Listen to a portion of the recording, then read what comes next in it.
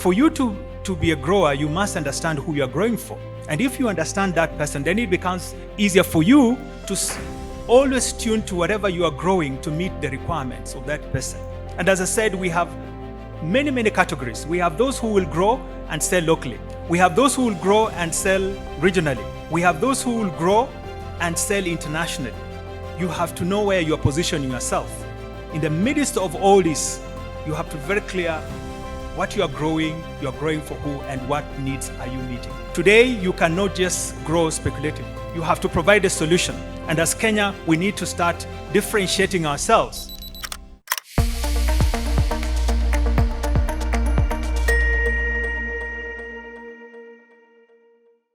The Chairman, Board of Directors of Kenya Airports Authority, Senior Management of Kenya Airports Authority, government officials and competent authorities, representatives who are in the house today, actors in the logistics space, growers, exporters, colleagues, ladies and gentlemen.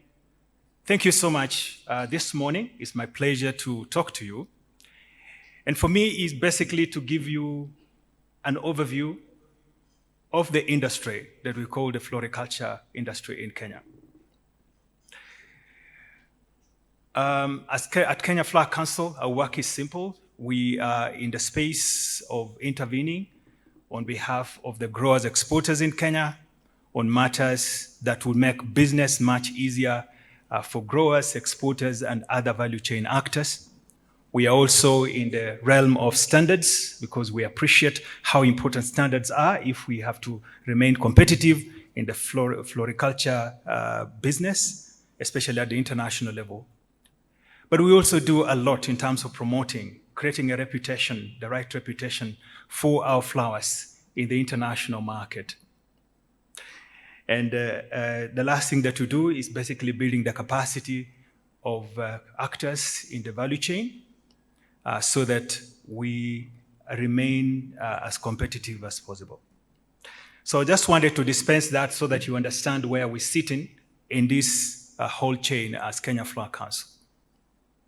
As most of you know, the flower industry is key to this country. It's a contributor to, a huge contributor to the GDP of Kenya. We employ over 200,000 people directly, and we pride ourselves being able to influence livelihoods up to 4 million people. At an international level, we have emerged as a key player. Today, if you look at all air-freighted flowers, close to 16.1% is from Kenya. That is a big leap. In 2003, we were basically at 8.6. It's almost double within a period of 21 years. In 2024, we are basically at 16.1. In terms of value, we are close to $3.7 billion US.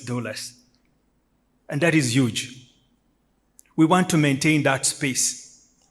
And we believe that the minds that are here can help us make the next leap to really cementing our place as a key player in the floriculture flower trade.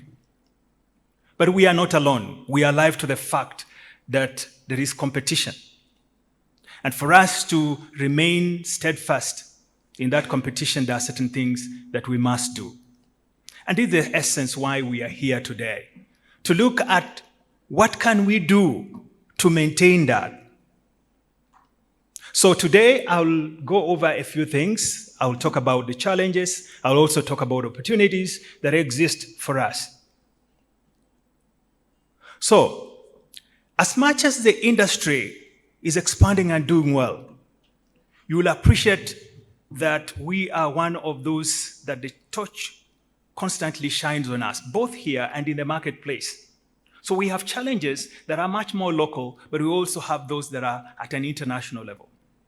And this is just part of the business, because if you become key, then everyone will be looking at you. At the local scene, and it's important for me, I'll go over a few of these challenges that may be outside logistics, but are important for everyone here to appreciate, so that as we are looking at what we can do, everything will be in the context of some of the things I'm going to share. At the local level, production has become a major thing for us, and what we call the cost of production.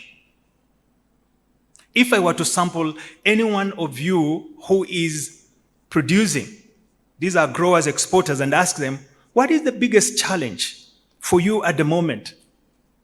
A lot of you will say, it's the cost of production.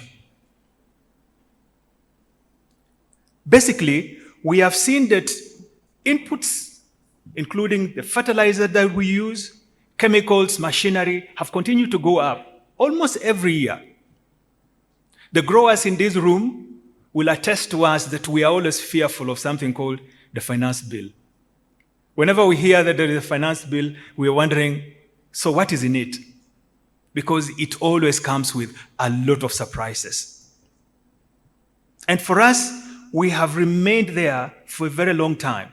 And we are not saying that the government is not doing anything, but we always find that every year, the cost of our production is being pushed up. And with that, then the margins are shrinking every day. We can talk about exports, but how much of that comes back to the grower exporter in terms of profit? It's shrinking by the day. And this is one area that I want, Chairman, if possible, I know that you are a man with ability, that you can be able to talk to your colleagues who make decisions around some of these areas to look at the cost of doing business in Kenya, and especially touching on our industry that is really crucial for this country. The cost of taxation, we have seen multiple taxes.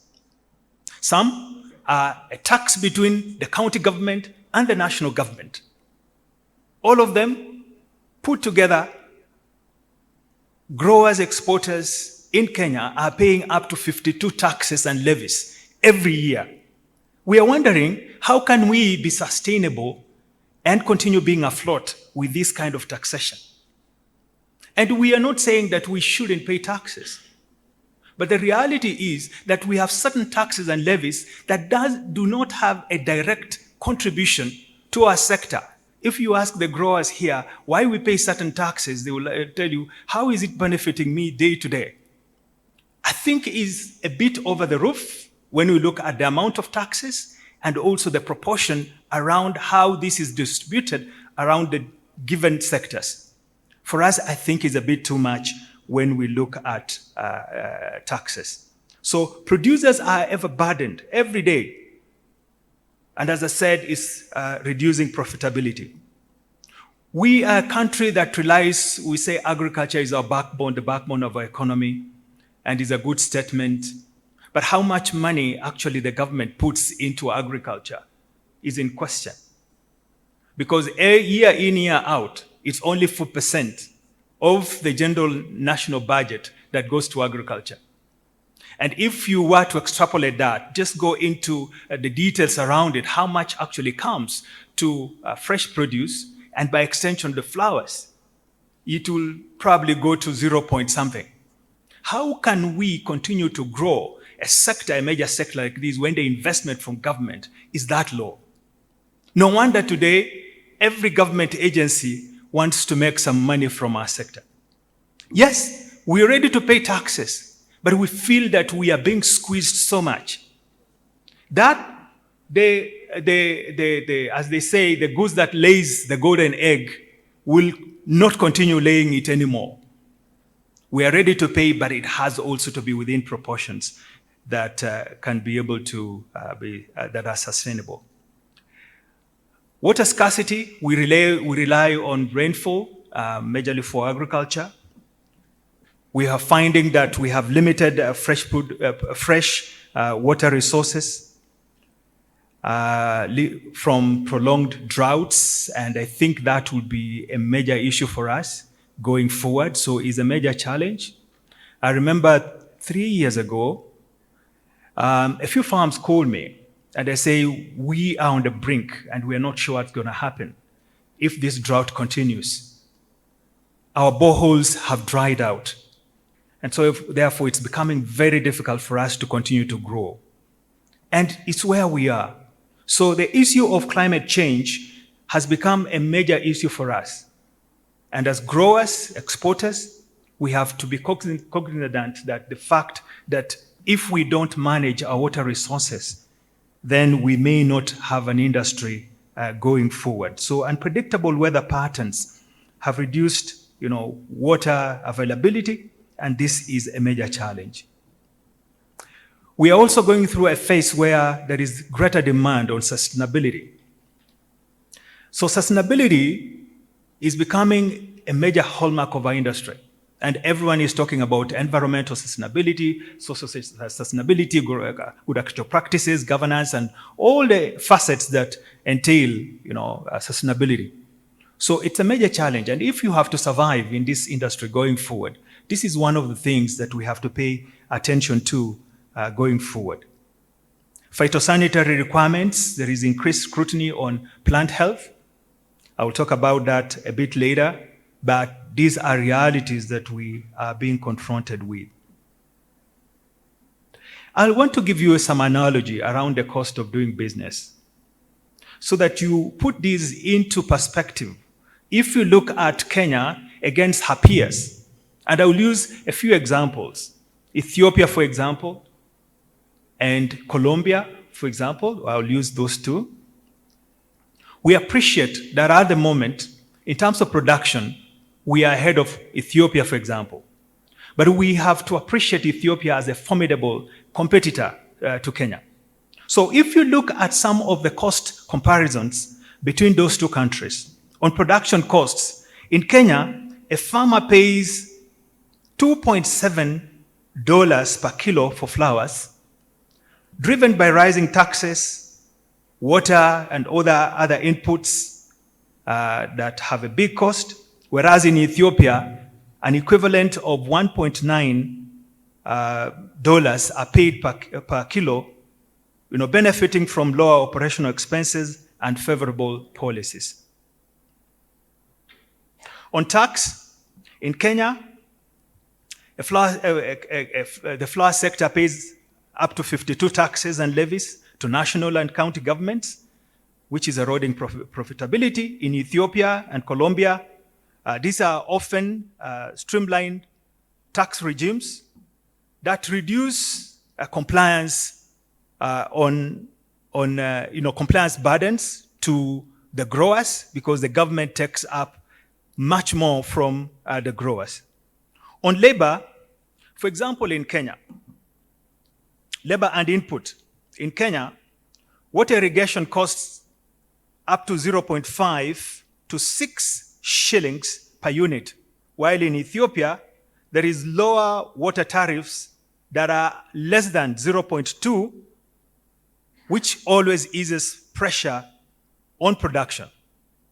On energy, there is ever rising electricity costs in Kenya, contrasting with a very unstable environment, unpredictable environment on taxes, while in Colombia, for example, there is a predictable tax environment that eases this burden on growers. So because of that, we are facing a threat of competition from these countries.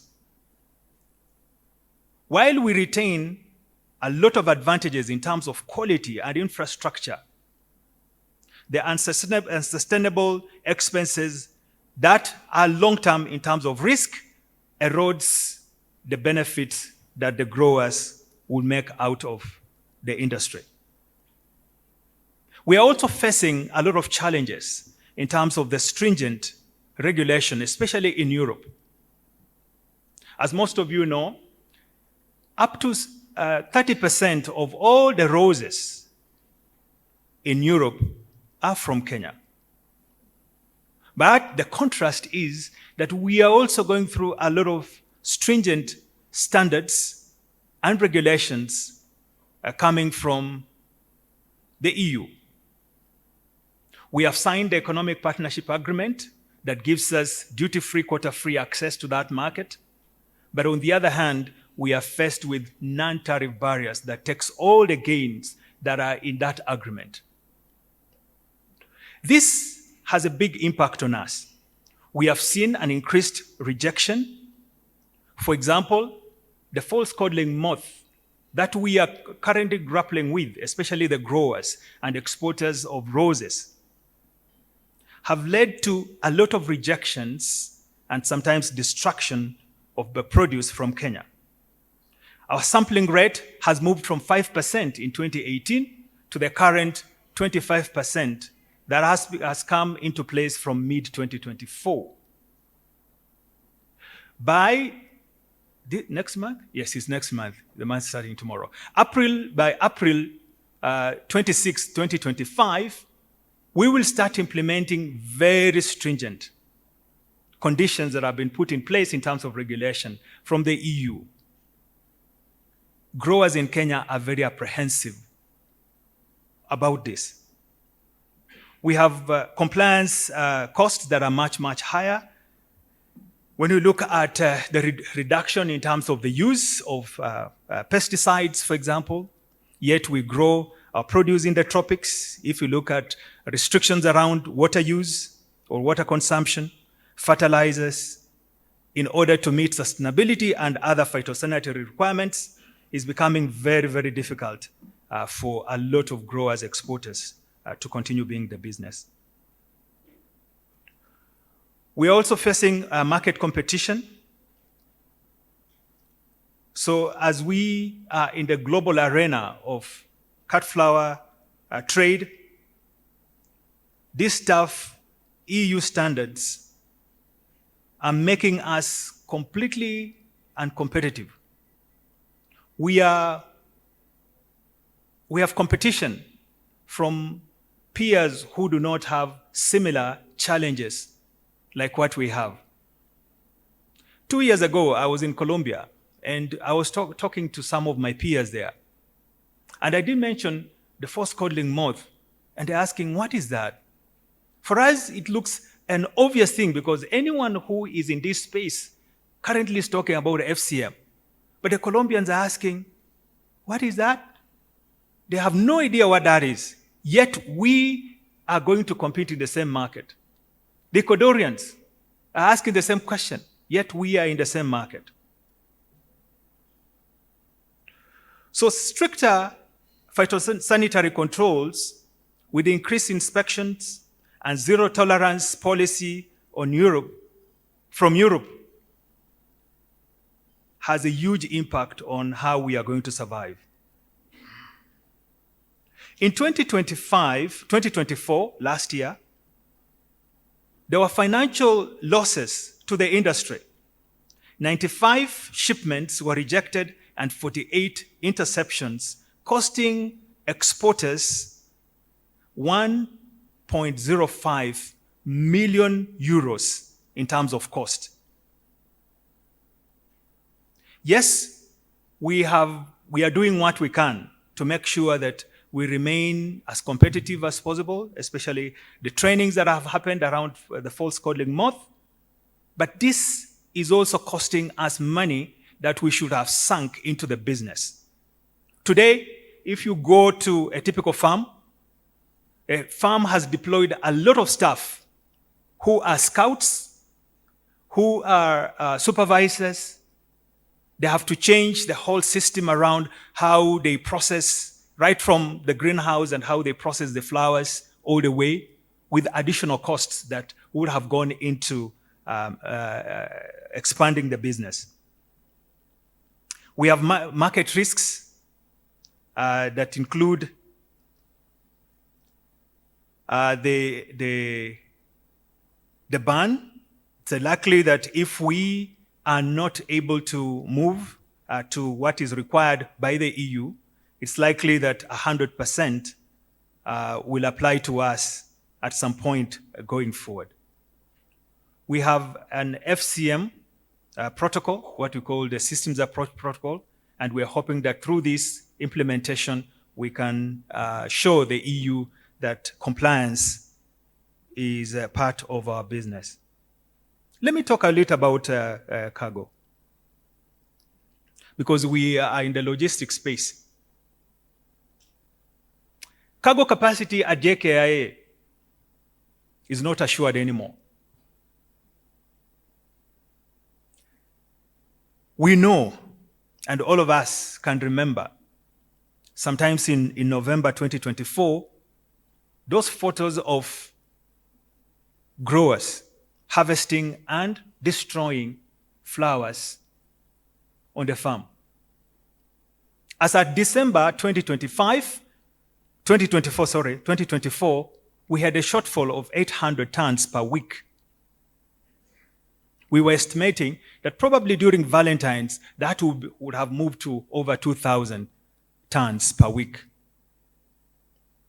How can we continue to be sustainable if our freight costs have moved from 2.1 in October 2024 to suddenly $4.3 per kilo by January 2025? And please remember that pre-COVID, we were just at $1.7. So if you look at pre-COVID and now, it is more than threefold. I mean, what you call 300% increase. Yet our competitors, and I will use these in Ethiopia, are currently at 1.9. If you look at the cost drivers for an exporter, and when I came to this industry, I thought that labor was the most expensive thing that every day, the exporter has to incur. But I was corrected. I was told the most important cost is freight. So there is a potential for us, if we touch these, to be able to make a big difference. And we appreciate all the efforts that have gone in terms of mitigating this challenge. We have seen airlines and freight forwarders looking at cost sharing among clients, negotiating bulk discounts, adjusting pricing models, and we have also had a lot of effort around operational efficiency. All these have made some count. But where we are, a lot of people are shying away from investing in this sector because freight is not assured. In November, I was in Europe. And basically, we were at the IFTF with a lot of buyers from all over the globe. And a few of the growers, exporters, some of them in this room, including Eliud and the rest, were there. The growers negotiate with the buyer. And they say, yeah, we want to import from Kenya. We can import from you. But then the question is, what about freight? Are you assured of freight, and how much? So freight is a big thing. We are in a space where we have to attract extra capacity into Nairobi. The question is, why don't we have that extra capacity in Nairobi? Why have we suddenly become unattractive to the airlines? Why are airlines finding better business elsewhere than in Nairobi? We have to look at ourselves and ask, what are we going to do? And we're happy that Astral was here. We have seen collaboration between airlines, between Etihad and Astral. We have seen that partnership. We have seen the dream of Kenya Airways looking at expanding their fleet, maybe buying wide-body vessels in the next couple of years. But that is, on the horizon. We may not see the benefit right away. We have seen sea air terminals and the changes that are happening there in terms of infrastructure development. We are happy that we have the landlords of JKIA with us. The cargo terminal upgrade, we want to see that happening. We need to continue operating an open skies policy where we do not have restrictions on who actually comes in, because where we are, we need extra ad hoc capacity to fill in when, especially during the high peaks. And I don't think we are in a place where we can continue to be protectionist. For us, cargo must move and business must happen. So we have to look at all those factors and ask, what is the lesser evil? What should we do?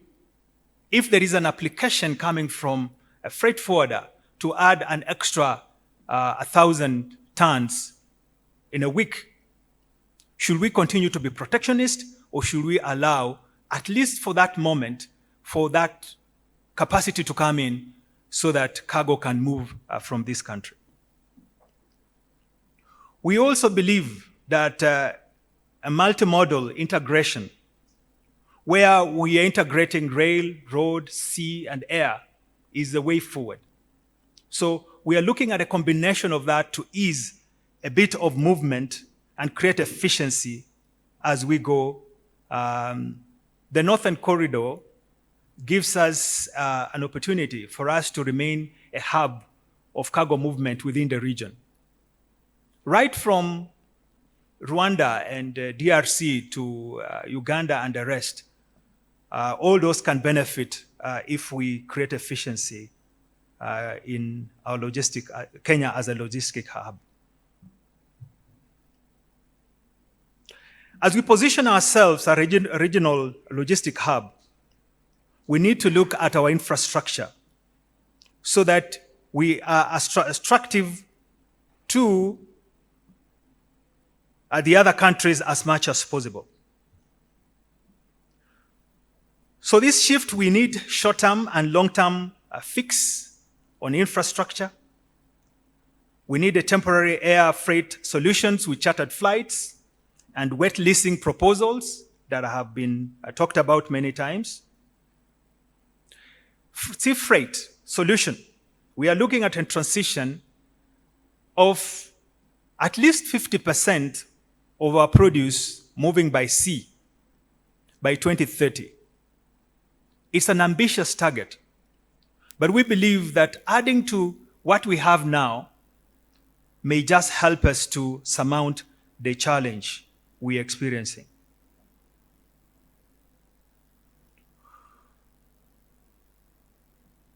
The shift from air to sea has a lot of support, both here and for those who support us. Trademark Africa, through the EU-funded Business Environment and Export Enhancement Program, BIP, is driving this, and have picked up that target of 50% by 2030. It is not just in terms of moving capacity, but also it aims to reduce greenhouse gas emission and also help to cut down costs significantly by up to 50% and enhance our sustainability in line with the global decarbonization goals. We believe that we have the right partnership on this initiative.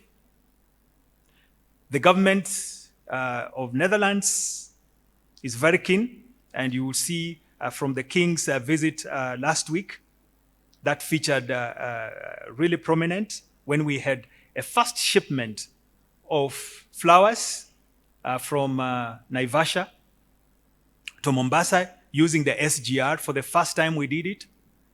It was a small proportion, but we believe that this just gives us the impetus and the belief that it can be done. Kenya Railways has procured 20 reefers, wagons. Out of that, of course, 16, 4 are dedicated to gensets and 16 can be used, but it's still a drop in the ocean. We are pushing Kenya Railways to put in a bit more because if we have to hit that target of 50% by 2030, we need at least over 80 wagons moving at least 3 to 4 times a week. And that also means that we must have an adjustment, not just on the farm, but also at the exit point, which is in Mombasa on the regular shipping or transit at the port.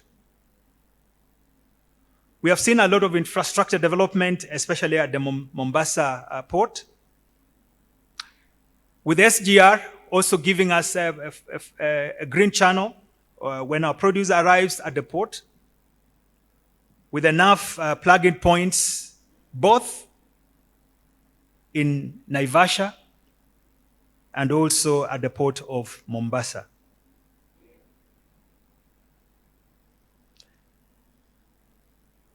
Let me talk about the transition. That transition from air to sea has come also with extended challenges. As much as we look at it as an opportunity, but there is a challenge because the kind of produce that we are moving is perishable. And the extended transit times sometimes have a huge impact on the quality. We have certain flowers that cannot be moved using the sea. So it has restricted a bit what we can be able to move by by sea. Being able to ensure that we have the quality through the cold chain that we have, a lot of innovation still needs to go in to have an advanced cold chain system and post-harvest treatments to manage a lot of the different flowers that we grow and export. We have logistics and infrastructure gaps where there is a lack of sufficient reefer containers, as I've mentioned, but also sustained processing of flowers on the farms, getting them ready for this long journey is also one of the things that we have to grapple with. Sometimes the arrival times at the port are also unpredictable, both in Mombasa, but also if we are moving this to Rotterdam. In between, we have big delays, and this has a huge impact on what we call the day fresh flowers upon arrival in the market. We have high initial costs because we have to make this shift, then we need much more reefer containers, cold chain facilities, and other processes that are costly on the farm. There is also the question of market acceptance.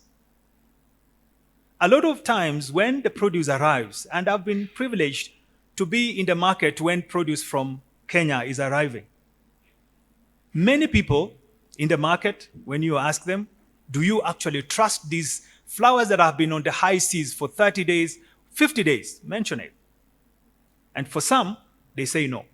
They don't think that quality has been sustained over that long period of time. So we also need to continue educating the market on the mind shift to realize that indeed it is possible for us to export, and when this produce arrives is as good as that flown by air. The Red Sea crisis has just thrown us into a bit of confusion as it is. By November 2023, when we started having these attacks in the Red Sea, the shippers were so efficient that we were at about 20 to 25 days. Today we have been reset because we have to use the longer route through the Cape of Good Hope, which adds another extra 15 to 20 days on top of that. So the cost of every refrigerated container has gone up by $200 as we speak. While sea freight is cheaper, air freight remains dominant because that is how we have been moving our produce. And therefore, we have to continue building air freight as we go. We don't believe that sea freight is the ultimate solution, but the two working hand in hand, we can be able to manage this better.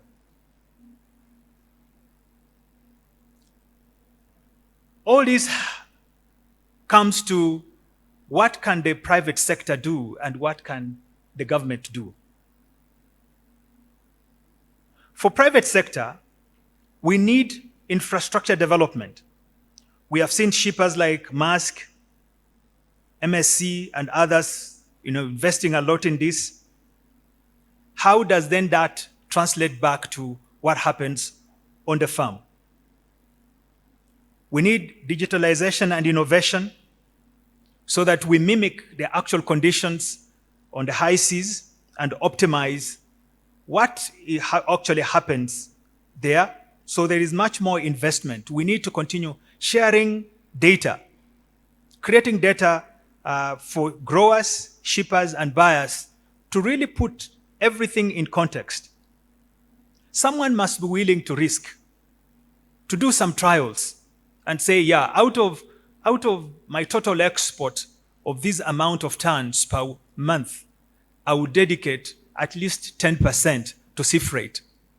And with that, then we can be able to start documenting and seeing what is possible. And also training needs to be undertaken, both at the lower level, downstream and upstream, so that we are all aligned. We believe that there are economic benefits that comes with this shift from air to sea. We have reduced cost and operational efficiency, lower logistics costs. We are avoiding environmental penalties and showing that indeed we are responsive. This also comes with what we call the green certification, the eco-friendly shipping practices that is attracting premium. We would want a point where the buyers are actually buying this produce at a premium because because of the huge investment and the compliance that has been demonstrated. We are also looking at an opportunity of extended trade connectivity, creating of more jobs for Kenyans and the local growth, economic growth, climate resilient and sustainable financing for our industry, and high costs of investment, what we call the return on investment from ecosystem services. Going forward, this is the way we see the industry. Consolidation will continue to be the hallmark. And it's just part of the maturity of the industry. The bigger ones will continue becoming bigger. And if you don't pay attention to certain things, then it's possible that acquisitions are going to continue happening. A few times people ask me, we have seen one farm closing and another. What is happening to the industry? But I challenge them. Overall, when you look at the industry, today we are at about 4,800 hectares. And on average, we are adding at least 300 hectares every year. So overall, there is expansion of the industry. We'll have poor performers and we'll have better performers. Those who are better performers will continue becoming bigger. Those who think you can just get into the business and it's business as usual, you'll find yourself on the periphery, and you will not be able to grow and export. So consolidation will continue to be there. Value addition is also the other element that we are looking at. Today, packed at source gives us an opportunity to expand this industry. We believe that the industry has a potential of doubling up in the next 10 years. That in 10 years, we can move to 9,000 hectares. But there are certain things that must be touched that has a big influence on either stagnating the industry or moving it forward. There is a clamor today for having finished bouquets from Kenya. And we have that opportunity of adding at least 20,000 jobs in the industry with value addition. For that to happen, we have to continue supporting the small-scale growers, most of them who are doing outdoor flowers and selling locally to those who export. So not everyone will be able to export. Those who, in fact, my clarion call is always that those who are doing less than 2 hectares, 3 hectares, 5 hectares, you can find your market locally. You can sell to those who export, who are ready to value add, who are ready to produce finished bouquets for the market. So you don't have to be clamoring for export. There is a market already in Kenya. Our push to government is that we need to remove VAT and all other taxes to those growers so that it can spur up the sale of those flowers locally. So remove the VAT for them so that it's easier for them to sell. So this is an area that gives us a big opportunity as a country to be able to grow. And with the kind of labor that we have, we pride ourselves as a country for being ahead in terms of our labor force and in terms of technology. We are exporting that labor force also, but we can utilize it here so that we create more jobs for our people. So packed at source is another area. Sustainability, I mentioned this earlier, I think will continue to be associated with us. Our ethical practices, and that is why those who are in this space, we always talk about the Floriculture Sustainability Initiative, FSI, which we are part of. So anyone who wants to make a mark must be FSI compliant, and that means that certification steps in. You must be fully compliant in what you call the FSI basket of standards. So you have to look at your ethical practices in terms of environment, your ethical practices in terms of labor and all the other social aspects within the communities where we work. You have to look at your actual practices and you have to look at governance. These are important elements that have to be part of our industry. Anyone just hoping that you will grow and speculate and you can be able to move your produce into the market will be very difficult. So let's look end to end, right from the growing all the way to the market. And in between, what kind of efficiency do we need to bring at every point? We can pick out certain areas like logistics, but logistics is also dependent on what happens downstream. You can't create a buffer in between if you did not do the right thing downstream. So we have to look at the entire supply chain and ask ourselves, how efficient are we? How effective are we in what we do? And do we really understand the requirements of every segment of the supply chain so that as we supply this into the market, we have fulfilled every requirement? I was in a forum, as I finished, I was in a forum sometimes this week, and there was someone who asked, we want to grow, but where is the market? And my question was, so what are you growing? And you are growing for who? Because for you to be a grower, you must understand who you are growing for. And if you understand that person, then it becomes easier for you to always tune to whatever you are growing to meet the requirements of that person.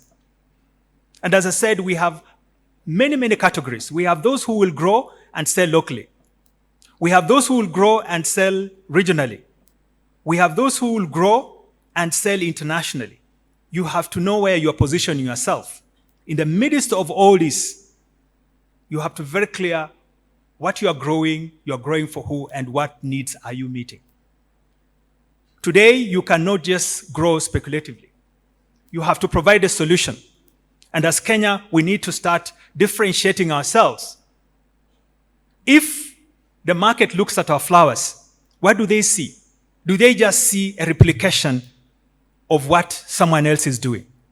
Is there a mindset of the flowers from a certain country are much better than those from Kenya? And I've heard that many times. Do we need to start moving into a premium production of flowers? Please, let's think through all these, even as we discuss matters logistics and others in between, because this is what we are grappling with today, and it has a big impact on what we are going to ship. Thank you very much.